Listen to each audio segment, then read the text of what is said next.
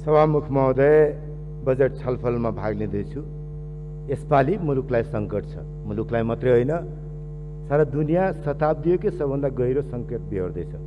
यो सङ्कटलाई अवसरमा बदल्ने कल्पनाशीलता बजेटमा अपेक्षा राखिएको थियो। यसकारण कि सरकार अत्यन्त बलशाली सरकार छ, नयाँ विचार बोकेर जान्छु भनेको सरकार छ, त्यो कल्पनाशीलता देखिएन। अर्थमन्त्रीजीले केही संयम त देखाउनु भएको छ। त्यो संयम 8 महिनाको सम्म हेर्दा त संयमित जस्तो लाग्यो, तर संशोधित अनुमान हेर्दाखेरि त्यो संयम पनि साह्रै हो भन्ने खालको परिस्थिति देखेन मैले। अर्थतन्त्र शिथिल छ, 6 महिनाभित्रै थाहा भएको थियो। शिथिल मात्रै होइन, 8 महिना पछाडिको आर्थिक सर्वेक्षण जुन प्रस्तुत गर्नुभयो त्यसले त्यो शिथिलपन कोरोनाको हामी कहरमा पर्नुभन्दा पहिलेदेखि नै अर्थतन्त्र शिथिल थियो प्रमाणित भएको छ। त्यस पछाडिका दिनमा आएको सांख्यिकी बारेमा मैले अरू अर्थमन्त्री भएको भए लामो व्याख्या गर्न आवश्यक हुन्थ्यो होला। म त्यो डेटामा धेरै जान पनि चाहन्न। तर अर्थमन्त्रीजी, तपाईँलाई अर्को वर्ष त के, तपाईँको अर्थ मन्त्रालयलाई यही वर्ष बाँकी असार मसान्तसम्म राजस्व के हालत हुन्छ थाहा छैन। बजेटमा लेखेको राजस्वभन्दा अहिलेको तपाईँको संशोधित राजस्व 26% राजस्व कम, कर राजस्व 26% कम, आय र मुनाफाका 26%ले कम, कर वस्तु र सेवामा लाग्ने कर 26%ले कम, मूल्य अभिवृद्धि कर 26%ले कम भने अर्थ एउटै हो। राजस्व कति हुन्छ थाहा छैन, सबैमा 26% घटाएर सांख्यिकी प्रस्तुत गरिएको छ। यति ठुलो उपहास नगर्नुहोस्। यो उपहास भयो संसदको। यो उपहास गर्ने सट्टा बरु मैले सुरु नै भनेको थिएँ कि अहिले यो सङ्क्रमणले हामीलाई कतिको प्रभावित गर्छ थाहा छैन। त्यसैले मोटो रूपमा 3-4 महिना कसरी सञ्चालन गर्ने त्यसबारेमा ध्यान दिउँ। त्यसपछि एउटा साझा सङ्कल्पको प्रस्ताव पारित गरौँ। त्यस पछाडि यसको सङ्क्रमणले पार्ने प्रभावलाई राम्रोसँग हेरेर गहिरोसँग हेरेर पूरक अनुमान लिएर आउँ। अनि त्यो पूरक अनुमानले एउटा राष्ट्रिय अठोट सबैको सहमतिको बाटोको खोजी गर्छ। त्यो अवसर छ, सदुपयोग गर्नुहोस् भनेको थिएँ। मान्नु भएन। तपाईँहरूको विचार हो, त्यसमा मैले भन्ने धेरै कुरा छैन। तर यति भन्छु, बजेट लिएर आउँदाखेरि 1475 सुन्दाखेरि सुरुमा ठिकै जस्तो पनि लागेको थियो। 14सम्म गर्नुहुन्छ भन्ने लागेको थियो, 1475 गर्नु भने।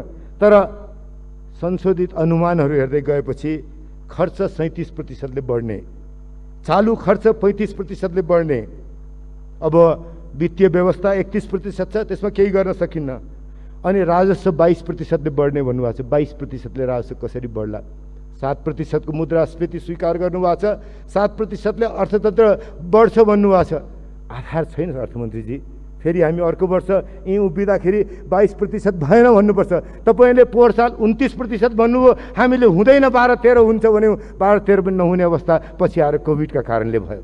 फेरि त्यही बहस गर्नु नपरोस्, मैले त्यो अनुरोध गर्न चाहन्छु। तर प्रभाव के पर्ने भयो त्यसबाट? प्रभाव यो पर्ने भयो, तपाईँले भने जस्तै अब 48%ले पुँजीगत खर्च गर्न सकिन्न, बढाउन सकिन्न। 353 भन्नुभएको छ। अघिल्लो वर्ष, त्योभन्दा अघिल्लो वर्ष 240 भन्दा बढी हुन सकेन। बरु 3 थरको निर्वाचन गर्ने सरकारले 271 अर्ब पुँजीगत खर्च गरेको थियो। त्यो छेउ पनि अहिलेसम्म पुग्नु भएको छैन। 353 बनाउँछु भन्दा त खालि सबै खर्चको 24% पुँजीगत खर्च पनि गर्छु भन्ने एउटा लाज जोगाउने काम मात्रै भयो। त्योभन्दा बढी हुन सकेन। अब यो खर्चका लागि पनि स्रोत व्यवस्थापन गर्ने बाटो कहाँ त भन्दा, अर्थमन्त्रीजी तपाईँले पहिलाको बाटो 300 अर्ब वैदेशिक ऋण ल्याउँछु भन्नुभयो। यो पालि 121 छ। 121बाट 2.5 गुणा बढी ल्याउँछु भन्दाखेरि विदेशी ऋण त्यसै जादु भएर हुने थिएन। मलाई भन्दा तपाईँलाई अझ बढी राम्रोसँग थाहा होला। व्यावसायिक दृष्टिकोणबाट बढी संलग्नता तपाईँको रह्यो। त्यस्तै वैदेशिक अनुदान 31-32बाट एकैपल्ट 60 पुग्छ भन्नुभएको छ। दुईटै नहुने बित्तिकै मार कहाँ पर्ने हो भने तपाईँले उठाउँछु भनेको आन्तरिक कर्जा 225 उठाउनु पर्ने, या त पुँजीगत खर्च नहुने हुन्छ। पुँजीगत खर्च गर्ने स्रोत साधन तपाईँसँग नभएपछि तपाईँले दिएको 83 पेजको दस्तावेजको के काम छ? 83 पेजको दस्तावेजमा 2/3 ठाउँमा यहाँ बाटो बनाउँछु, यहाँ सडक, यहाँ पुल बनाउँछु, यहाँ सिँचाइको कार्यक्रम हुन्छ, यहाँ जलविद्युतको कार्यक्रम हुन्छ भन्नुभयो। ती सबै काम गर्ने पैसा तपाईँसँग कहाँ छ? सरकारसँग पैसा कहाँ छ? त्यसैले काम नलाग्ने निरर्थक 83 पेजको दस्तावेजमा छलफल गर्ने बाध्यता संसदका लागि सृजना गर्नु, योभन्दा लज्जाजनक कुरा केही पनि हुँदैन अर्थमन्त्रीजी। मैले आशा गरेको थिएँ तपाईँले त्यसरी पुँजीगत खर्चका लागि स्रोत साधन नपुग्ने गरी बजेट प्रस्तुत गर्नु होला भन्ने मलाई लागेको थिएन। त्यति मात्रै होइन, अब आन्तरिक ऋण तपाईँले त्यति उठाउने भनेपछि प्रतिस्पर्धा कहाँ हुने भयो त? निजी क्षेत्रलाई जाने कर्जासँग प्रतिस्पर्धा हुने भयो। निजी क्षेत्रलाई जाने कर्जासँग प्रतिस्पर्धा गर्नु भने यसरी करोनाले थलिएको अर्थतन्त्रमा तिनको उम्किने तङ्ग्रिने बाटो के हो? अलि हिँडेपछि चाहिँ सहयोग गरौँला भन्नुभएको छ तपाईँले, त्यो हिँड्नलाई पाउने बाटो छैन। हिँड्ने उपाय हुने ठाउँमा पनि तपाईँले पहिले नै ऋण आफै लिनुहुन्छ। अब स्थानीय तहलाई मैले पैसा घटाइन भन्नु छ, सशर्त स्थानीय तहलाई जाने अनुदान बाहेक अरू बाँकी त सबै घट्यो नि, अहिले स्थानीय तहलाई योभन्दा बढाउनु पर्थ्यो। हाम्रो अनुभवले स्थानीय तहले मात्रै काम गर्न सक्छ। अहिले तल उद्धारका लागि, राहत बाँड्ने कामका लागि स्थानीय तहभन्दा भरोसामन्द अर्को ठाउँ भएन। अहिले अवसर थियो संघीयतालाई बलियो बनाउने, गहिरो बनाउने र तिनको क्षमता अभिवृद्धि गर्ने। त्यो बाटोतर्फ बजेटले ध्यान पुर्याएन, त्यसले पनि चिन्ता लागेको छ। सभामुख महोदय, उनको क्षमता कम छ। प्रदेशको पुँजीगत खर्च अलि अगाडि 13% थियो, स्थानीयको 23% थियो। अहिले पनि त्यो क्षमता बढाउनको लागि बजेटले बाटो निकालेको छैन। संघीयताप्रति असाध्यै ठुलो प्रतिबद्धता छ भन्ने यहाँ कुरा, प्रतिबद्धता पुरा हुने खालको मैले देखिनँ, क्षमा गर्नु होला। अब हाम्रो ऋण अहिलेसम्म यो वर्ष 315 अर्ब, अर्को वर्ष 524 थप्छु भन्नुभएको छ। फागुनसम्म 1154 खर्ब 40 अर्ब ऋण थियो। त्यो ऋण बढेर 2 वर्षको यो थपिँदाखेरि त हामी झन्डै 16-17 अर्ब खर्बको के अरे ऋणमा बस्छौँ। अनि हरेक वर्ष 100 अर्ब माने 1 खर्ब त हामीले ऋणको किस्ता मात्रै तिर्न पर्ने हुन्छ। 1 खर्ब ऋणको किस्ता तिरेर कसरी अर्थतन्त्र तङ्गिन्छ? मलाई लाग्दैन अर्थतन्त्र तङ्गिन्छ भनेर। अघि नै कुरा भयो कि अर्थतन्त्र अब तङ्गिने क्रममा W को, V को, U को, म केमा विश्वास गर्छु भने WVU होइन, यो रेजा मार्ग जस्तो सुस भन्छ, नाइकीको चिन्ह छ नि, त्यस्तो रेजा मार्गबाट कति लामो त्यो पुछार हुन्छ, कति माथि चाँडै बढ्छ, कति लामो समय लिन्छ, जसलाई सुस भनिन्छ। सुसको आकारबाट मात्रै अर्थतन्त्र तङ्ग्रिला भन्ने कुरा छ। त्यतातर्फ त्यसलाई चाँडै मासतिर जाने, धेरै लामो समय नलिने बाटोमा कसरी जान सकिन्छ भनेर सोध्नुपर्ने थियो। त्यसका लागि स्वास्थ्यको बजेट वृद्धि गराएको छु भन्नुभएको छ। स्वास्थ्यको बजेट 22-23 अर्ब बढाएर, तपाईँ सीमा मैले बुझ्छु, 22-23 अर्ब बढाएर पुग्न सक्ने हामीसँग धेरै ठुलो ठाउँ छैन। अर्थमन्त्रीजी, 6 अर्ब रुपियाँ परीक्षणका लागि खर्च हुन्छ। 6 लाख मान्छेको परीक्षण गर्ने भन्नुभएको छ। 6 लाख मान्छेको परीक्षण गर्ने बित्तिकै त्यो लोजिस्टिक क्यापासिटी हामीसँग छ। लोजिस्टिक क्यापासिटी भन्दा अस्ति जसरी चलखेल भयो स्वास्थ्यको बारेमा, उपकरणको बारेमा, त्यही चलखेल होला भन्ने चिन्ता छ। त्यो चलखेलबाट जोगाएर परीक्षण गर्न सक्नुपर्ने हुन्छ। परीक्षण आफैमा कुनै समाधान होइन। परीक्षण गरेका मान्छेलाई सुरक्षित रूपले घर परिवारका बिचमा राख्न सकिन्छ सकिन्न, त्यो महत्त्वपूर्ण हो। परीक्षण गरेपछि रोग लागेको छ भने त्यसलाई आफ्नो घरसम्म पुर्याउनलाई, सुरक्षित रूपमा पुर्याउने, अर्कालाई नफैलिने गरी पुर्याउनको लागि के गर्न सकिन्छ? हाम्रो विप्रेसन खुम्चिँदैछ। हाम्रो खर्चयोग्य आम्दानीको एउटा मूल आधार, एउटा 25%मा बढी त्यो आधार छ, त्यो खुम्चिँदैछ। वैदेशिक सञ्चितमा प्रभाव पर्छ, राजस्व घट्दैछ। यसकारण अलिकति समय मैले दिन्छु, धेरै लामो त होइन सभामुखज्यू, आज अलिकति सबैले अलि लिबरल नै हुनुभएको छ। राजस्व प्रभावित हुन्छ, किनभने आयातमा आधारित राजस्वमा आयात कम हुन्छ। निकै कम भएपछि यो यतातर्फ झन्डै 100 अरबको तलमाथि पर्ला कि भन्ने चिन्ता छ। निजी क्षेत्रको प्रतिस्पर्धाले अघि नै भने मैले, स्वास्थ्यमा हामीले तत्काल गर्न सक्ने कामहरूमा पनि हामीसँग लोजिस्टिक क्यापासिटी छैन। अनि भोलिका दिनमा कसरी गर्छ थाहा छैन। एकपल्ट गहिरो भएर सोध्ने बेला छ, कसरी सुधारको काम गर्ने, स्वास्थ्यको, शिक्षाको, आपूर्ति व्यवस्थाको, अनि पर्यटन व्यवसाय जो लामो समयसम्म तङ्ग्रिन गाह्रो छ, त्यो व्यवसायका लागि कुनै खास ठोस कार्यक्रम अहिले आउन सकेन। अरू व्यवसायहरू, खुद्रा व्यापार होला, अथवा के भन्दाखेरि अरू आपूर्ति व्यवस्थाको होला, अथवा वित्तीय क्षेत्रमा त्यसमा लिएर आएका कार्यक्रमले पनि अर्थतन्त्रलाई तङ्ग्र्याउने खासै उपाय देखिएन। अब अगाडि जाने क्रममा मैले यति भन्छु, अघि ज्यारेड डायमन्डको अपहिवलको कुरा आयो। ज्यारेड डायमन्डको अपहिवलको फिनल्यान्डको पाठोमा 25-30 पेज लेखिया होला। फिनल्यान्डलाई साँच्चै राम्रो अर्थमा हेर्ने भने from little duchy to modern state हेऱ्यो भने निकै मोटै किताब छ। तर फिनल्यान्ड र नेपालमा फरक के छ भने, फिनल्यान्डसँग सोभियत युनियन र रसा मात्रै छ छिमेकमा, हामी भारत र चीन दुईटैको छिमेकमा छौँ। त्यसैले त्यति कल्पनाशीलताले पनि पुग्दैन। तर ज्यारेड डायमन्ड किताब म पनि रेकमेन्ड गर्छु, सबैलाई पढ्नुहोस्, त्यसबाट एउटा हाम्रा लागि सोच्ने बाटो दिन्छ भनेर। अर्थमन्त्रीजी, तपाईँ राजनीतिको प्रतिबद्धता तपाईँ दृढ छ, पुरानो छ, तर व्यावसायिक जीवन ओढाउनु भयो। व्यावसायिक जीवनबाट आएको मानिससँग यति ठुलो मैले राजनीतिक जोखिम उठाउने कल्पना गरेको थिएन। त्यो काम प्रधानमन्त्रीले गर्नुपर्थ्यो। प्रधानमन्त्रीले फराकिलो दृष्टिकोण प्रस्तुत गर्न सक्नुपर्थ्यो, त्यो नेतृत्व गर्न सक्नुपर्थ्यो, एउटा राष्ट्रिय अठोट निर्माण गर्न सक्नुपर्थ्यो। हरेक क्राइसिस नयाँ अपर्च्युनिटी हो, हरेक क्राइसिस नयाँ अपर्च्युनिटी हो। तपाईँले यति गर्न सक्नुहुन्थ्यो। तपाईँले सार्वजनिक खर्च पुनरावलोकनका लागि तपाईँले काम गर्नुभयो भए अर्को 20-25 वर्षसम्म पनि तपाईँले सम्झिने अर्थमन्त्री बन्न सक्नुहुन्थ्यो। त्यता तपाईँले हिम्मत गर्नु भएन। प्रधानमन्त्रीले सबैलाई एकमुष्ट एउटा अठोटका साथ नेपालको अर्थतन्त्रलाई तङ्ग्राउने बाटोमा नेतृत्व गर्ने अवसर थियो। त्यो अवसर प्रधानमन्त्रीले प्रयोग गर्न सक्नु भएन। अहिले पनि भन्छु, यो 83 पेजको दस्तावेजलाई बिर्स्यौँ, एकपल्ट फेरि हामी घोत्ल्यौँ कि अब अर्थतन्त्रमा कसरी उद्धारको काम कसरी गर्ने, राहतको काम कसरी गर्ने, सुरक्षित रूपमा घर घरमा कसरी पुर्याउने, अनि भोलि खुम्चिएको अर्थतन्त्र पर्यटन होला, रोजगारी गुमाएर फर्किने मानिसहरू हुनु होला, अथवा हाम्रो के त राजस्वको अवस्था होला, अथवा उद्योग व्यवसाय होला, त्यसलाई तङ्ग्राउनलाई साझा कुरा के हुन्छ? आउने 1 वर्ष जसरी भूकम्प पछाडि हामीले साझा प्रतिबद्धता साथ संविधान बनायौँ, त्यसैले आउने 1 वर्ष साझा प्रतिबद्धता, साझा प्रतिबद्धता र साझा अठोटबाट कसरी अर्थतन्त्र बनाउन सक्छौँ त्यता सोच्नुभयो भने अहिले पनि यो क्राइसिसलाई हामीले अपर्च्युनिटीमा रूपान्तरण गर्न सक्छौँ। होइन भने अर्थमन्त्रीजी अर्को वर्ष यहाँ आउँदाखेरि अझ कठिनाइपूर्ण स्थितिमा तपाईँ आउनुहुन्छ, आउनुहोस् चाहिँ भन्ने शुभकामना छ। धन्यवाद। माननीय श्री राजेन्द्र महतो, समय 12 मिनेट। यसपछि माननीय डाक्टर बाबुराम भट्टराई।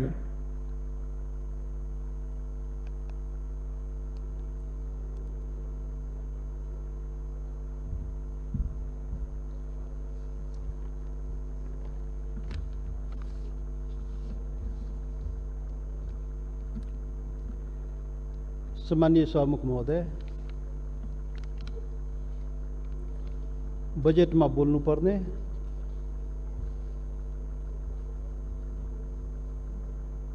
बजेटको विषयवस्तुमा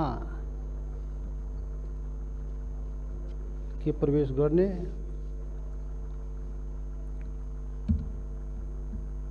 यो बजेट वास्तवमा कस्तो छ त्यो हेर्दाखेरि त राज्यको चरित्र जस्तो हुन्छ नि, बजेट पनि त्यस्तै आउँछ।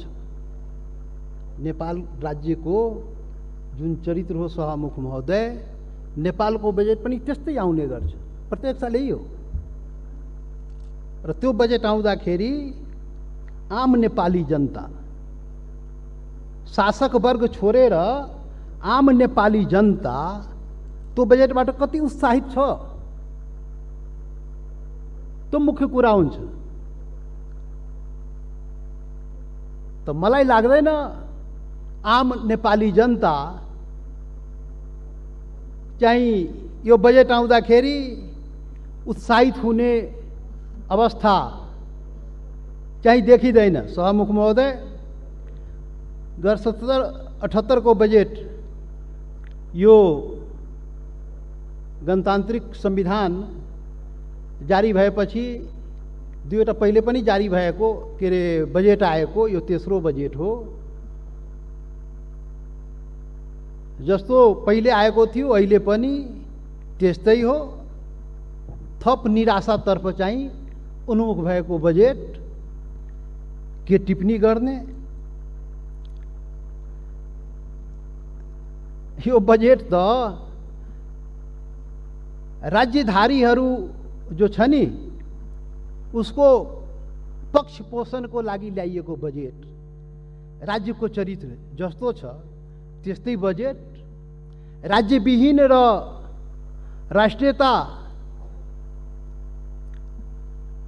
राज्यविहीन राष्ट्रियताहरूको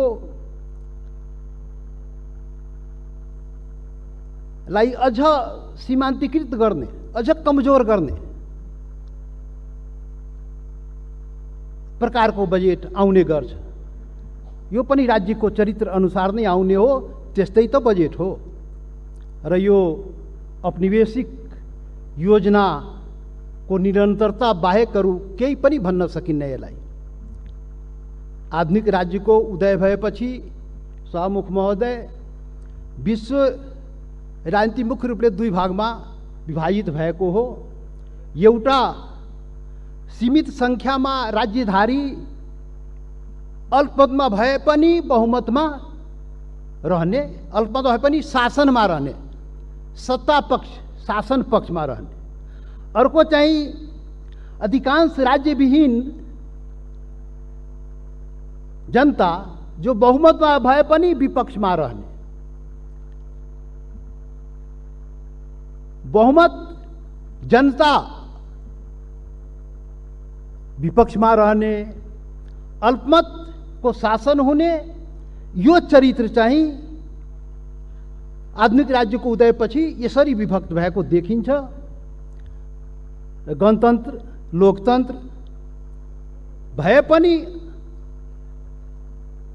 अल्पमतले बहुमतमाथि शासन गरिरहेको हुन्छ। नेपालमा पनि त्यही भइरहेको छ नि। के भइरहेको छ? आदिवासी जनजाति त्यत्रो सङ्ख्या, त्यसमाथि शासन, मधेसी त्यत्रो सङ्ख्या, त्यसमाथि शासन, दलित त्यत्रो सङ्ख्या, त्यसमाथि शासन। यही त भइरहेछ।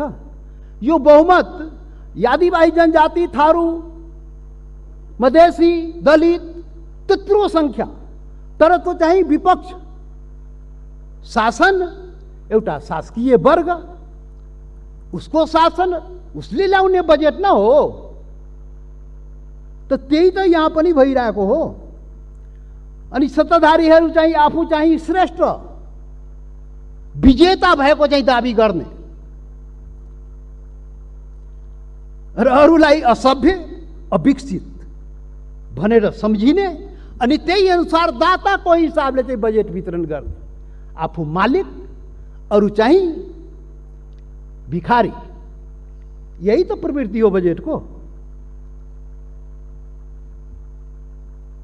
यस्ता बजेटका योजनाहरू विगत 500 वर्षदेखि औपनिवेशिक परियोजना सञ्चालन हुँदै आएको छ। र नेपालमा पनि नेपालको एकीकरण पश्चात त्यही त भइरहेको छ। एकीकरण पश्चात चाहिँ नागरिक, अर्कोतर्फ चाहिँ के भन्छ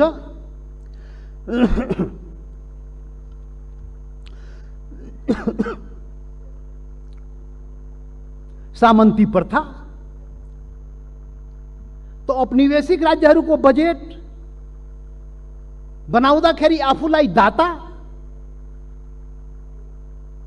र अरूलाई चाहिँ बक्सिस दिएको, बक्सिस चाहिँ प्रजालाई बक्सिस दिएको, नागरिक पनि नबुझ्ने, त्यो हिसाब त्यो मानसिकताले चाहिँ बजेट बनाउने गरेको छ। शाहमुख महोदय, त्यसको शिकार नेपाल र नेपाली जनता पनि भइरहेको छ। अब यो चरित्र हो राज्यको, त्यही चरित्रको आधारमा यहाँ चाहिँ बजेटहरू